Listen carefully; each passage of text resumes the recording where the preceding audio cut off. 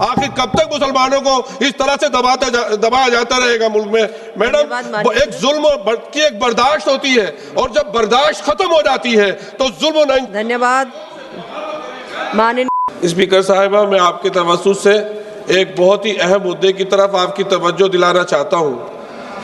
वक्फ amendment bill JPC committee बनाई थी, जिसमें हमारी पार्टी ने पहले ही कहा था कि सरकार की नीयत और नीति दोनों ही सही नहीं है।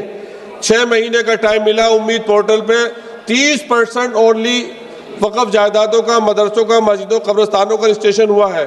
उस पर भी सर्वर डाउन चल रहा है और वो डेट खत्म हो गई है। 70% वक्फ जायदादों का रजिस्ट्रेशन नहीं हुआ है। ऐसा लगता है कि आर्टिकल 25 और 26 को ख़त्म कर दिया गया है और मुसलमानों की ज़िंदगी हमारे प्यारे वतन में ही तंग कर दी गई है, जिसकी वजह से माननीय स्पीकर साहिबा, वो लोग जिनके पुरखों ने आज़ादी की लड़ाई लड़ी थी, मौलाना शदबंदी, वो कह रहे हैं कि जुल्म और नाइंसाफी के खिलाफ लड़ना शायद हमें दोबारा लड़ना पड़ेगा और जिहाद करना पड़ेगा।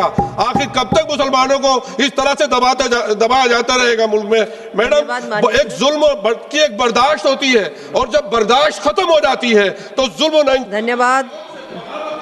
माननीय सदस्य श्री अरविंद सावंत जी। माननीय सदस्य श्री अरविंद सावंत जी। माननीय अध्यक्ष जी, व्यक्तिगत अंतःकरण से बोल रहा हूँ। 2014 से महानगर टेलीफोन निगम की जो अवस्था थी उस पर इस सरकार ने कहा था हम उनको उभर कर आगे ला रहे हैं। अब ऐसी अवस्था है कि महानगर टेलीफोन निगम की सेवाएं कहाँ मिलती है पता नहीं है, कंपनी है कि नहीं वो भी पता नहीं है। और हाल ही में बीएसएनएल के कर्मचारियों की एग्रीमेंट हुई, महानगर टेलीफोन निगम के कर्मचारियों की एग्रीमेंट नहीं हुई। एक तरफ पे पूरा करने दो, आधा सेकंड में। एक तरफ ये सब करते हुए सिर्फ एक साल 60,000 कर्मचारी थे, अब सिर्फ 3200 कर्मचारी है। उनके बारे में पता नहीं, कंपनी है कि नहीं पता नहीं।